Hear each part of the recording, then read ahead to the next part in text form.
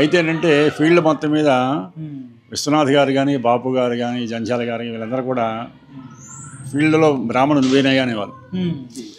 ఎందుకంటే ఒక్కబడి కూడా ఇసుకునేవాడు కాదు. అటువంటి వాడికి లివర్ ప్రాబ్లం ఎందుకు వచ్చింది అర్థం కాదు. హాస్యానికి కొత్త భాష్యం చెప్పినటువంటి నటుడు, విలక్షణ నటుడు. ఆ హావభావాలు, ఆ ముఖ కవళికలు, రంగు పడుద్ది. బాగా చెప్పారు సార్ మీరు. హలో, నమస్తే, వెల్కమ్ టు ఊరు వాడ యూట్యూబ్ ఛానల్. నేను మీ ఆనందిని. సో నేను ప్రస్తుతం తెనాలికి అతి సమీపంలో ఉన్నాను. సో నేను తెనాలి ఎందుకు వెళ్తున్నానంటే మనందరికీ బాగా గుర్తు ఏవిఎస్ గారు అనమాట. సో ఆ మంచి వెంకట సుబ్రహ్మణ్యం అంటే చాలామందికి తెలియకపోవచ్చు, బట్ ఏవిఎస్ గారు అంటే మాత్రం ఆయన హాస్యం అనేది తెలుగు ప్రేక్షకులకి బాగా గుర్తు అనమాట. సో ఎన్నెన్నో సినిమాలు అసలు అంటే ఆయన తీసిన సినిమాలు ఎక్కువేం కాదు, బట్ ఏంటంటే ప్రతి సినిమా కూడా ఆ గుర్తుంచుకునే విధంగా ఆయన హాస్యం అనేది అలాగా రంజింపు చేస్తాయి అనమాట. రంగు పడుద్ది అని చెప్పేసి అంటుంటారు. సో బ్రహ్మానంద్ గారు, ఏవిఎస్ గారు అయితే నిజంగా వాళ్ళిద్దరు కాంబినేషన్ అనేది చాలా సినిమాల్లో మనం చూసుంటాము. చాలా చక్కటి కామెడీ అనమాట, టైమింగ్ అదిరిపోద్ది అనమాట. సో అలాంటి నటుడు, అలాంటి హాస్య నటుడు పుట్టినటువంటి ఊరు అనమాట తెనాలి. సో మనం అక్కడికి వెళ్ళేసి వాళ్ళ బంధువులు ఉన్నా సరే, లేదా వాళ్ళ ఇల్లు ఏమైనా ఉంటే అక్కడికి వెళ్ళేసి వాళ్ళ గ్రామస్తులతో మాట్లాడి మరికొన్ని విషయాలు మనం అక్కడ మాట్లాడతాం. రండి వెళ్దాం.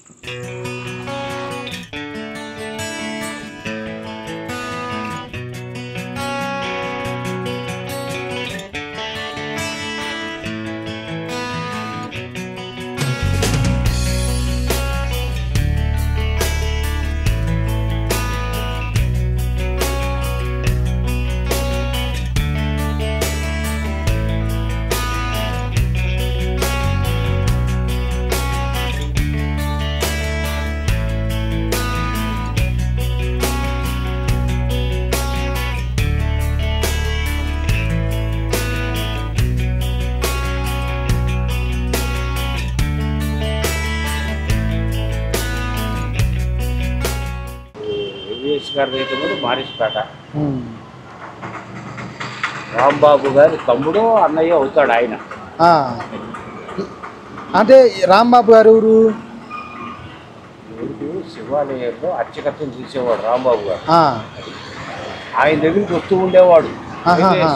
Okay okay. ఆయనకు బంధువు, తమ్ముడా అన్నయ్య నాకు తెలియదు. అదే అదే.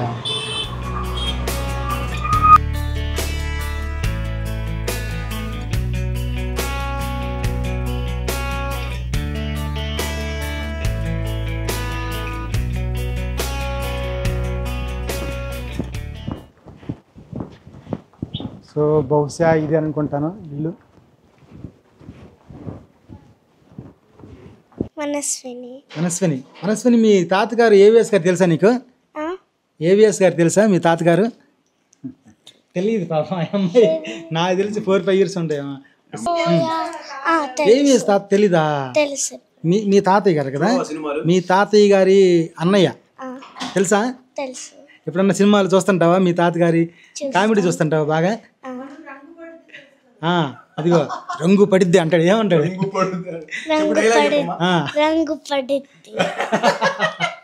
చెప్పుకుంటే చాలా ఉండి, ఒకటి కాదు, మా వాళ్ళకి కాదు. నువ్వు కానీ ఉన్నడితే నీతో మాట్లాడేవాడేమో. గోడ మీద బల్ల ఉందా, అది ఆడదాం మగదా అని చెప్పేసి. సో ఇటువంటి డైలాగ్స్ అన్నీ కూడా నిజంగా చాలా ఆయన కోల్పోవటం చాలా బాధాకరం. సో ఫ్రెండ్స్, మనతో పాటు ఉన్నారు ఆ మంచి వెంకట సుబ్రహ్మణ్యం గారి బ్రదర్ అనమాట, తమ్ముడు గారు. సో మీకు అర్థమయ్యే ఉంటుంది, ఆ మంచి వెంకట సుబ్రహ్మణ్యం గారు అంటే మనం షార్ట్కట్లో ఏవిఎస్ గారు అంటాం. సో వారి తమ్ముడు ఉన్నారన్నమాట మనతో పాటు. సో ఏవిఎస్ గారి గురించి వారి తమ్ముడి మాటల్లో మనం విన్నాం. సార్ నమస్కారం. సార్ మీ పేరు? సార్ నా పేరు సీతారామాంజనేయ శాస్త్రి అండి. అందరూ రాంబాబు అంటారు. ఎక్కువగా ఫేమస్ రాంబాబు అని. అదే సార్, చాలా దిక్కలు అడగడం జరిగింది. వాళ్ళు మీరు ఏవిఎస్ గారి బంధువులు అంటాం కన్నా రాంబాబు గారు అడగండి, ఈజీగా ఐడెంటిఫై చేస్తున్నారు. సో ఇక్కడ మీరు ఫేమస్ అనుకుంటాను. తెనాలి మార్చిపేట శివాలయంలో పనిచేశానండి. అవును, 43 సంవత్సరాలు చేశాను. 78 నుంచి 2020 దాకా. కొంచెం చేయలేక మనం విరమించి వాలంటీర్ తీసుకున్నాను. సార్ మంచిదేలే సార్, ఈ వయసులో రిస్క్ పెట్టుకోవడం దేవుడి సేవ ఎప్పుడు చేయాలంటుంది, బట్ ఏంటంటే తప్పదు కొన్నిసార్లు. సార్ ఇప్పుడు ఏవిఎస్ గారు మీరు ఏమవుతారు సార్ మీకు? ఏబిఎస్గా నేను ఓన్ బ్రదరే అండి. Own brother. మొత్తం 7 అన్నదమ్ములం. 7లో ఏబిఎస్ 4వాడు, నేను 5వాడిని. పక్కన నీ వెనక ఆయన వెనక మీరు. అవును. సార్ ఇప్పుడు మీరు చూసే ఉంటారు, ఎందుకంటే మీకు సార్కి పెద్ద డిఫరెన్స్ ఉండదు, ఏజ్లో ఒక 2-3 ఇయర్స్ ఉండొచ్చు. మీరు ఎలా ఉండేవారు చిన్నప్పుడు ఆ ఏవిఎస్ గారు? చాలా సరదాగా ఉండేవాళ్ళు ఇద్దరం కూడా. మొదటి నుంచి కూడా ఆయన కాలేజీకి వెళ్ళినప్పుడు కూడా నేను ఇంటర్మీడియట్ చదువుతున్నా, ఆయన డిగ్రీ చదివేవాడు. అలా కాలేజీలో స్టేట్ కానీ విజయవాడ కానీ కాలేజీలో ఉన్నప్పుడే ఆయన కొంచెం ఈ ప్రోగ్రామ్స్ చేసేవాడు. మిమిక్రీ మొదటి నుంచి బాగా అలవాటు. ఆ మిమిక్రీ దగ్గర నుంచి చిన్నగా ఈ చిన్న క్యారెక్టర్స్ వేయటం, అంటే సింగిల్ క్యారెక్టర్తో కార్యక్రమాలు చేయడం స్టేజ్ మీదే బాగా అలవాటైంది. తర్వాత స్కూలింగ్ అంతా ఇక్కడే జరిగింది సార్? మొత్తం ఆయనంతా తనాలి. మొత్తం స్కూలింగ్, ఇంటరు, డిగ్రీ మొత్తం ఇక్కడే అన్ని తనాలి. సో తెనాలి వాసన, తెనాలి గడ్డ యొక్క అది వచ్చేసి మొత్తం కూడా ఈ కళారంగంలో ఉన్న మొక్కు అనేది ఏవిఎస్ గారికి అబ్బిందని చెప్పాలన్నమాట. సో తెనాలి మొదటి నుంచి కూడా తాలూకా స్కూల్లో ఇంటర్మీడియట్ చదివారు. తర్వాత డిగ్రీ అంతా ఎన్విఆర్ కాలేజీ, విఎస్ఆర్ కాలేజ్ అంటారు ఇప్పుడు. చిన్నతనం నుంచి కాలేజీలో ఉన్నప్పటి నుంచే ఈ కళారంగం పట్ల ఆసక్తి ఉండేది అనమాట. డిగ్రీలో ఉన్నప్పుడే మొట్టమొదట మిమిక్రీ నైట్ అని పెట్టి నేరల వేణుమాధవ్ గారిని పిలిపించి తెనాలకి దాదాపు 36 మంది మిమిక్రీ కళాకారులను ఇచ్చి ఒకసారి కార్యక్రమం చేశారు సార్ ఏవే సార్. అవును. ఆ తర్వాత తెనాల్లోని లలిత కళా సమాఖ్య అని ఒక సంస్థ ఏర్పాటు చేసి దానికి ఆలపాటి వెంకటరామయ్య గారు, అలాగే రావి రవీంద్రనాథ్ గారు, ఇటువంటి వాళ్ళందరూ పెద్ద పెద్ద వాళ్ళంతా కమిటీలో ఉండేవాళ్ళు. వాళ్ళ సహకారంతో ఆ తర్వాత రసమయ్య అని పెట్టి కొంతకాలం అన్ని కార్యక్రమాలు చేసేవాళ్ళు. ఆ టైంలో కుముదిబెన్ జేషు కూడా వచ్చేవారు. అప్పుడు గవర్నర్గా ఉంది ఆవిడ కూడా ఒకసారి కార్యక్రమానికి వచ్చింది. అంటే అంత ఫేమస్ అనమాట. అట్లా ఉండగానే ఇవి కాకుండా మళ్ళీ జర్నలిస్ట్గా పనిచేశారు. జర్నలిస్ట్ చేసేటప్పుడు ఆంధ్రజ్యోతి, ఉదయం పేపర్ ఫస్ట్ అసలు ఎంట్రన్స్లోనే గుంటూరు జిల్లాకి అన్నయ్య ఏర్పాటు చేశారు జర్నలిస్ట్గా, జిల్లా రిపోర్టర్గా. తర్వాత ఇక్కడ నుంచి అందరినీ మెయింటైన్ చేసుకుంటూ, అంటే మామూలుగా అలవాటైపోయింది కాబట్టి దాంట్లో నుంచి జ్యోతిలోకి వెళ్ళారు. జ్యోతిలో ఒంగోలు జిల్లా రిపోర్టర్గా చేశారు. అది చేస్తున్నప్పుడే బాపు గారితో పరిచయం జంజాల గారు, జంజాల గారి టీవీ సీరియల్స్ వస్తుంటే ఆ సీరియల్స్లో చేయడం చూసి మన బాపు గారు మిస్టర్ పల్లం సినిమాతో తీసుకున్నారు. మొదటి సినిమా అంటే కరెక్ట్గా సినిమా యాక్ట్ చేసిన సినిమా అయితే శ్రీనాథ కవి సార్వభౌముడు, ఎన్టీ రామారావు గారు ఫస్ట్ షాట్. ఫస్ట్ రిలీజ్ అయిన సినిమా మాత్రం మిస్టర్ పల్లం. అట్లా అది 2 వచ్చి అక్కడి నుంచి తొత్తి అని ఏవిఎస్ సినిమా అది ఫేమస్ అయిపోయింది. ఆ తర్వాత కొంతకాలం పాటు ఇంకా రిపోర్టర్గా చేశారు, చేసి విరమించుకున్నారు. అలా చేసుకున్నారు. తర్వాత సినిమా ఫీల్డ్లోకి వెళ్ళిపోయారు. సినిమా ఫీల్డ్లోకి వెళ్ళిన తర్వాత కూడా ఎప్పుడు చాలా క్లోజ్గా ఉండేవాళ్ళు సరదాగా. సరే, ఇప్పుడు మీరు మీ ఫ్యామిలీలో మీరంతా కూడా అర్చక వృత్తి చేసుకున్నారు, సో పూజారిగా చేసుకున్నారు, ఆయన కూడా చేశారు. సో ఆయన దారి కొంత డిఫరెంట్గా ఉన్నప్పుడు మీ తరపు నుంచి, మీ ఫ్యామిలీ తరపు నుంచి ఎటువంటి ఈ ఇబ్బందులు ఏం లేదు సార్? అంటే ఏంటి ఎట్లా వెళ్ళిపోతున్నారని అనుకోలేదు. అని ఆయన వృద్ధిలోకి వస్తున్నాడని ఉద్దేశంతో సపోర్ట్ చేశాం, కానీ ఆయన వ్యతిరేకించిన వాళ్ళు ఎవరు లేరు. సో అది కూడా ఏంటంటే కళారంగం కాబట్టి దానిలో అంత వ్యతిరేకించాల్సిన అవసరం లేదు. సో ఒక సినిమాలో మంచి స్టార్ అయిన తర్వాత అప్పుడప్పుడు ఎక్కడ సార్ ఆయన పుట్టి పెరిగింది ఎక్కడ సార్? తెనాలి అంటే ఉన్న ప్లేస్ కాదు ఇది, నేను తర్వాత కట్టుకున్నాను ఈ ఇల్లు. ఆయన ఉన్నప్పుడు మాత్రం మార్చిపేటలోనే కొంతకాలం ఈ ముందు బజార్లో ఉన్నారు. ఆ తర్వాత కంచి సాలిపేటలో ఉన్నారు, సాలిపేటలో కొంతకాలం ఉన్నారు. ఆ తర్వాత కంచి సాలిపేటలో ఎక్కువ కాలం ఉన్నారు. ఇక్కడ మార్చిపేటలో మన ముందు బజార్లో 15 సంవత్సరాలు ఉన్నారు. సాలిపేటలో ఉన్నప్పుడే ఆ ఆఫర్ వచ్చింది, ఒంగోలు వెళ్ళిపోయారు. సో ఒంగోలులో కూడా ఫ్యామిలీ పెట్టారన్నమాట. ఒంగోలు ఫ్యామిలీ చాలా కాలం ఉన్నారు. Okay okay. ఆంధ్రజ్యోతి రిపోర్టర్ ఉన్నప్పుడు మొత్తం ఆంధ్రజ్యోతి డిస్ట్రిక్ట్ ఇన్ఛార్జిగా చేశారు. చాలా ఇన్వెస్టిగేటివ్ జర్నలిస్ట్గా కూడా మంచి పేరు వచ్చింది ఆ టైంలో. కొంతమంది రాజకీయ నాయకులు కూడా కొంచెం కొంచెం భయపడేవాళ్ళు. అంటే భయపడడం అంటే ఈ తలనొప్పి ఎందుకు పైన ఎట్టనే పంపించేద్దామనే ప్రయత్నం కూడా చేశారు. సరే మొత్తానికి ఏదో నిలబడ్డాడు, చేశాడు. అది కాకుండా ఎక్కడున్నా సరే ఆయనకంటూ ఒక స్పెషల్ ఒక తప్పనిసరిగా ఇది ఉంటుంది. ఇప్పుడు జర్నలిస్ట్గా ఉన్నప్పటికీ తర్వాత సినిమాల్లో కూడా ఆయనకంటూ ఒక స్టైల్ ఉంటుంది. సో ఇవన్నీ కూడా ఆయన్ని కొంచెం వృద్ధిలోకి తీసుకురావడానికి అవకాశాలు. అవును సార్. సో ఆయన సినిమాల్లోకి మంచి స్థాయిలోకి వెళ్ళినప్పుడు మీరు ఎట్లా ఫీల్ అయ్యారు సార్? అంతకుమించి ఆనందమే ఉంటుందండి. మనవాడు స్థాయిలో ఉన్నాడంటే అంతకుమించి ఆనందమే ఉంటుంది. ఇప్పుడు సామాన్యంగా ఎవరికి వచ్చే అవకాశం కాదు, అవును. ఎందుకంటే అంత గుర్తింపు రావడం సామాన్యంగా రాదు, చాలా ఫాస్ట్గా వచ్చేసింది గుర్తింపు కూడా. పెద్ద పెద్ద యాక్టర్స్తో చేశారు, తర్వాత డైరెక్టర్గా వచ్చేసాడు, ఆర్టిస్ట్గా ఉండగానే డైరెక్టర్ మారాడు. అంటే ఇక్కడ ఉన్నప్పుడు చాలా వరకు నాటకాలు అవి డైరెక్ట్ చేసేవాడు. దాంతో అనుభవంతో కొంత సినిమాలో కూడా మొత్తానికి అనుభవం వచ్చింది, ఎక్స్పీరియన్స్గా చేశారు. సరే మొత్తానికి చేశారైతే సొంత పిక్చర్స్ చేసుకొని సొంత నిర్మాణం చేసుకొని దెబ్బతిన్నాడు. ఈ ఫీల్డ్ అంతా అట్లాగే ఉంటుంది. ఫీల్డ్లో చాలామంది అట్లాగే చేసి నష్టపోయిన వాళ్ళు చాలామంది ఉన్నారు, కొంతమంది సక్సెస్. ఏదైనా రూపాయి వస్తుందనుకునే చేస్తాం, అయితే వస్తుందని రాదు, మనం ప్రాప్తాన్ని బట్టి మన అదృష్టాన్ని బట్టి ఉంటుంది. సార్ ఇప్పుడు మిమ్మల్ని చూస్తుంటే నాకు కూడా కొంత ఏవిఎస్ గారిని చూసినట్టు కొంత అనిపిస్తుంది. సారు మాట్లాడేటప్పుడు హాస్యం చెప్పుకోదలుచుకుంటే ఆయన ఆ సంభాషణలు కానీ, ఆయన డైలాగులు కానీ, పంచులు కానీ మామూలుగా చాలా స్టైల్గా, అంటే ఒక విధంగా చాలా మనం అందరం నవ్వుకుంటాం కడుపు. మీకు బాగా నచ్చింది సన్నివేశాలు అంటే ఏం చెప్తారు సార్? చాలా ఉంటాయండి, స్పాట్లో గుర్తు రాకపోవచ్చు కానీ చాలా సమయాలు ఫీల్ అయిన రోజులు ఉన్నాయి. ఒకసారి వివాహానికి వెళ్ళాం అందరం కలిసి. వివాహానికి వెళ్తే జీలకర్ర బెల్లం పెట్టేటప్పుడు, మాంగళ్య ధారణ చేసేటప్పుడు మేళం వాయిస్తుంటారు, చాలా స్పీడ్ కొట్టేస్తుంటారు, సన్నాయి బేలం కానీ బ్యాండ్ బేలం కానీ. ఆ టైంలో ఈయన చచ్చాను అని చెప్పి నడుస్తున్నాడు పెళ్లి కొడుకు. అంటే అయిపోయింది, నా బతుకు అయిపోయిందని అని అనేవాడు. అట్లా అనేవాళ్ళు అటువంటి సరదాగా కొన్ని చిన్న చిన్న విషయాలు వచ్చేవి. సో సార్కి ఎంతమంది సార్ సంతానం? ఇద్దరు, అమ్మాయి అబ్బాయి. అమ్మాయి కూడా ఇప్పుడు బాగా సీరియల్స్ వస్తుంది. అమ్మాయి కిడ్నీ కాదు, లివర్ అండి. అమ్మాయి లివరే అన్నయ్యకి ఇచ్చింది. అంటే ఆ టైంలో కొంచెం షుగర్, ఇది టెన్షన్స్ కోణంగా షుగర్ లివర్ బాగా దెబ్బతింది. అయితే ఏంటంటే ఫీల్డ్ మొత్తం మీద విశ్వనాథ్ గారు కానీ, బాపు గారు కానీ, జంజాల గారు వీళ్ళందరూ కూడా ఫీల్డ్లో బ్రాహ్మణులు నువ్వేనయ్యా అనేవాళ్ళు. ఎందుకంటే ఒక్కబడి కూడా వేసుకునేవాడు కాదు.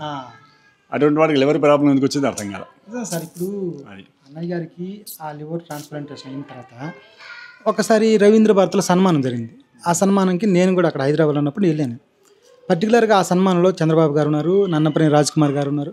అది సన్మానంలో ఏవిఎస్ గారు చెప్పడం జరిగింది, మా కూతురు నాకు మరో పునర్జన్మ ఇచ్చిందని కూడా గర్వంగా చెప్పుకోవడం జరిగింది. బట్ అది అన్ఫార్చునేట్లీ అది ఫెయిల్ అయ్యటం ఏదో కొంత, అది కామన్, అది ఏదో జరుగుతుంది, అందరికీ సెట్ కాకపోవచ్చు. అవునవును. సో ఆయన మంచి యాక్టర్ అని మిస్ అయిపోయాడు. ఆ అమ్మాయి కూడా సంతానం కలుగుతుందా లేదా ముందు భయపడ్డాడు. అమ్మాయి సంతానం కలిగిన తర్వాత ఆనందపడ్డాడు. పోనీలే మొత్తం నాకు లివర్ ఇచ్చి అది దెబ్బతిద్దాం అనుకున్నాడు, మొత్తానికి అది సంతానం కలిగింది. ఫీల్డ్ సినిమా వస్తాడు, బాగా వస్తున్నాడు. ఇప్పుడు మా అన్నయ్య గారు అమ్మాయి కూడా సీరియల్స్లో బాగా వస్తుంది. అమ్మాయి పేరు ప్రశాంతి, బాగా వస్తుంది, చాలా సీరియల్స్లో వస్తుంది. ఇప్పుడు జెమినీలో వస్తుంది, జీలో వస్తుంది, మా టీవీలో వస్తుంది, అన్ని చాలా సీరియల్స్లో వస్తుంది. బాగా బిజీగా ఉంది పాపం, బాగానే వస్తుంది. సో ఇప్పుడు మా హైదరాబాద్లో సెటిల్ అయ్యారు సార్? హైదరాబాద్, ఇద్దరు పిల్లలు, ఇద్దరు హైదరాబాద్. ఎప్పుడైనా వచ్చినప్పుడు మీ దగ్గరికి వస్తుంటారు.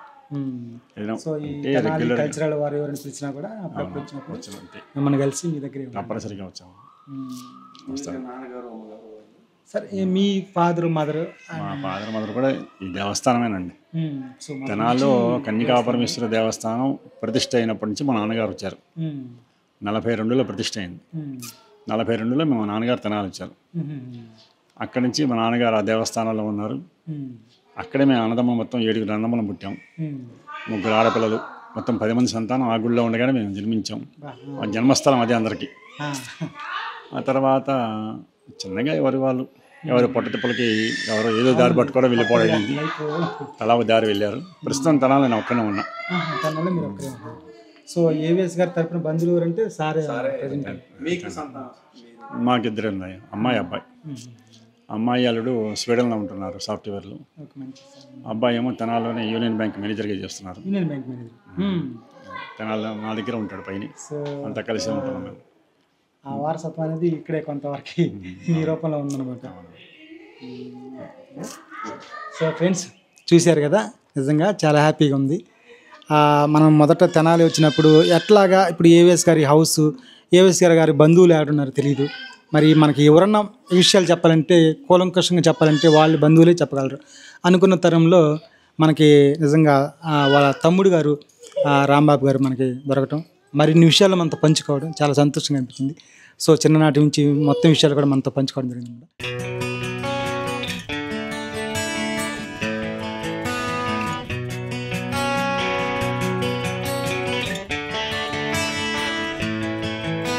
సార్ నమస్కారం. సార్ నమస్కారం సార్. ఇప్పుడు మీ తెనాలి వాసి ఏవిఎస్ గారు మనందరికీ బాగా గుర్తు. ఇంద్రా సినిమాలో మాది తెనాలి మీది తెనాలి అని చెప్పేసి ఒక చిన్న పాట కూడా ఉంటుంది. సో అది ఒక హాస్యంతో కూడుకున్నది అనమాట. అంటే ఆయన తెనాలి వాసి, అందులోనూ ఆ తెనాలి అంటే ఆయనకు అభిమానం కాబట్టి సో అది కూడా ఉపయోగించడం జరిగింది. సో అయితే సార్ ఏవిఎస్ గారి గురించి సార్ ఇప్పుడు ఎలాగ ఏవిఎస్ గారు తెనాలి అని వాసి కాబట్టి మీరు ఏం చెప్తారు?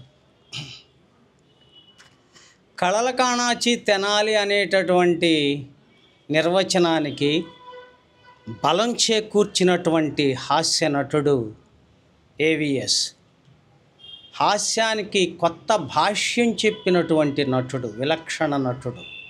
ఆ హావభావాలు, ఆ ముఖ కవళికలు, రంగు పడుద్ది. బాగా చెప్పారు సార్ మీరు. ఒకలాంటి తన సహజమైనటువంటి గాత్రానికి కాస్తంత నత్తి కొద్దిగా జోడించి మంచి హాస్యాన్ని పండించినటువంటి నటుడు ఏవిఎస్ ఆమంచి వెంకట సుబ్రహ్మణ్యం.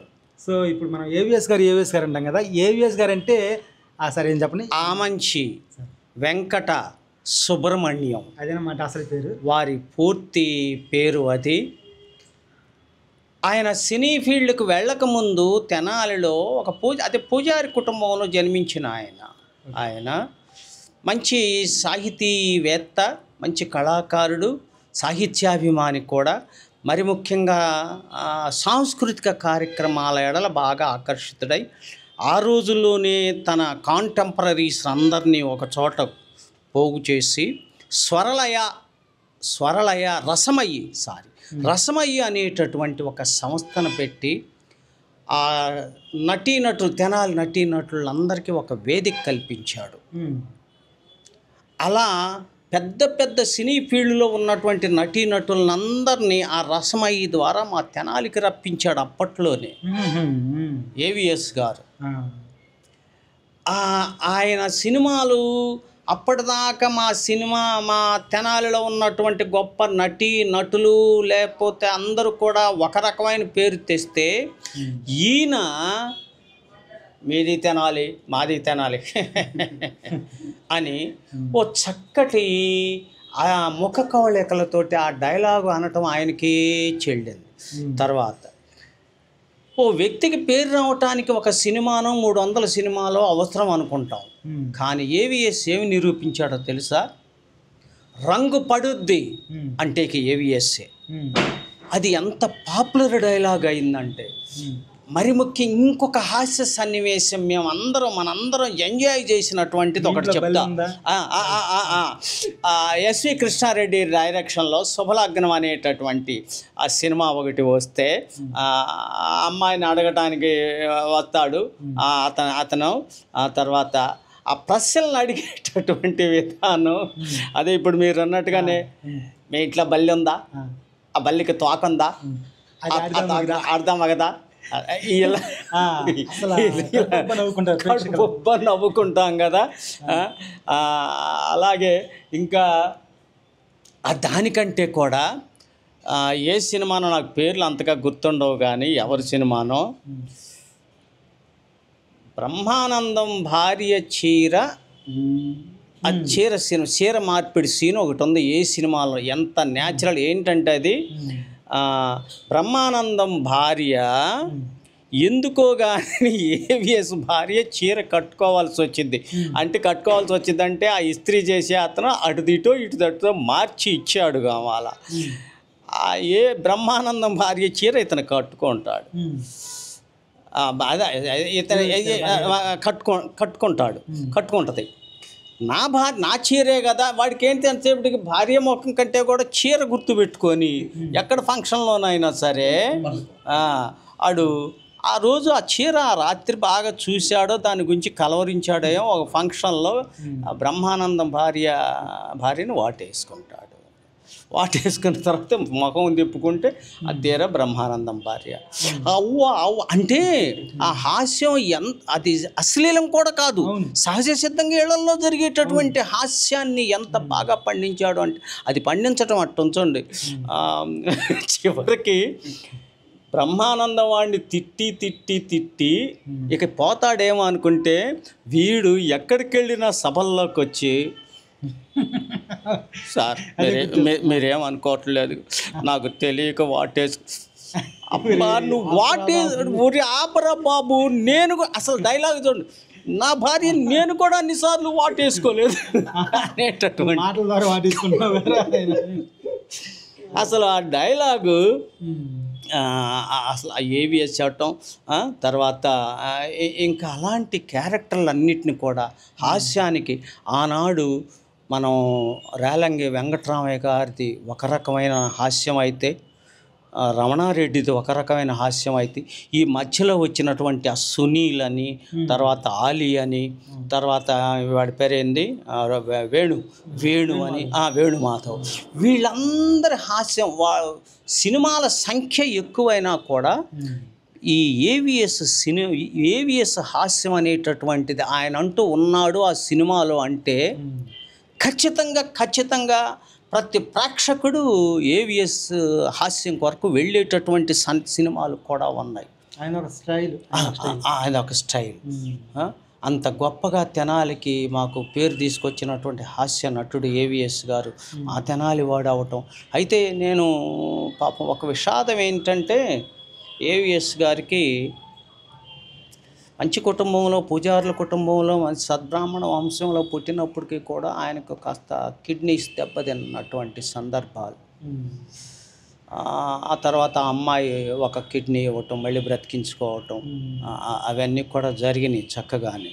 అనుకున్నాం సెట్ అయిద్దిలే అనుకున్నాం మేము అందరం ఎదురు చూసాం కూడా మళ్ళీ వస్తాడు, మళ్ళీ అలాంటి వాటిని చేస్తాడు, మంచిగానే గ్యారంటీగా ప్రేక్షకుల మధ్యకు వస్తాడు మళ్ళీ అని చెప్పి ఊహించాం. కానీ ఊహించినంతగా మాకు అది ఫలించలేదు. ఆయన కాలం చేశారు. ఆయన కాలం చేసినా సరే ఆయన సినిమాలు, ఆయన హాస్య విధానం ఇప్పుడు ఎంతగానో అసలు ఇక దాన్ని ఎవరు కాపీ కొట్టలేనంతగా హాస్యాన్ని పండించాడు. ఏవిఎస్ అనేటటువంటి దానికి ఒక సత్వం భాష్యం తీసుకొచ్చాడు మంచి నటుడిగా.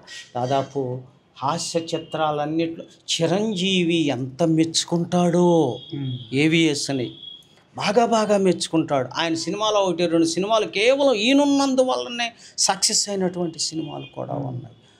మరి అంత గొప్ప నటుడు తెనాలిలో ఉండటం మా తెనాలి వాళ్ళకి గర్వకారణంగా భావిస్తున్నాం. సార్ మీరు ఎప్పుడన్నా మన తెనాలిలో ఏమైనా ప్రోగ్రామ్ చేసినప్పుడు ఆయన అటెండ్ కావడం జరిగింది? అయ్యో ఏవిఎస్ గారు తెనాలి వస్తే ఐలాల్ వారి ఎక్కడ ఐలాల్ వారి ఉన్నాయా ఫోటోలు ఇప్పటికీ కూడా, ఐలాల్ వారి ఆ కవి అంటుంటాడు అనేవాడు. మీతో మంచి సాన్నిహిత్యం ఉంది. ఆయన సన్మానం వాసవి టెంపుల్లోను, ఇంకా ఎక్కడ 2-3 చోట్ల నాకు వివేకాలోను, తర్వాత ప్రిన్స్ హోటల్లోను, 4-5 చోట్ల నేను వెళ్ళినప్పుడల్లా నాకు శాలువా కప్పుతూనే ఉంటాడు.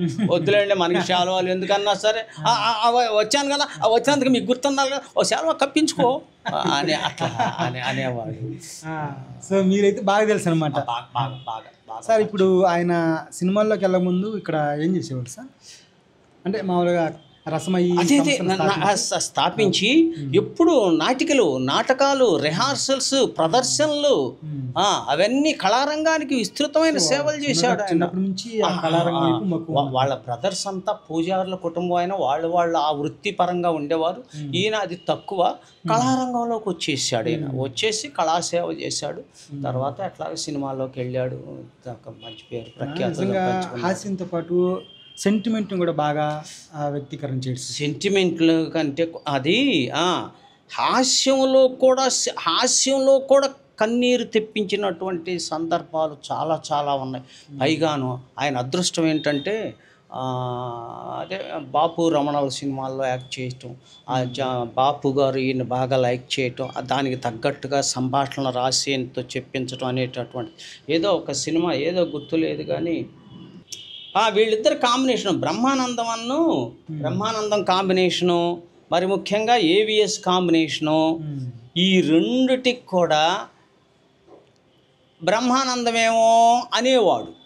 సమరసింహారెడ్డి అనే సినిమాలో మా అబ్బుల గురించి అంటే అవును అంటూ ఉండేవాడు.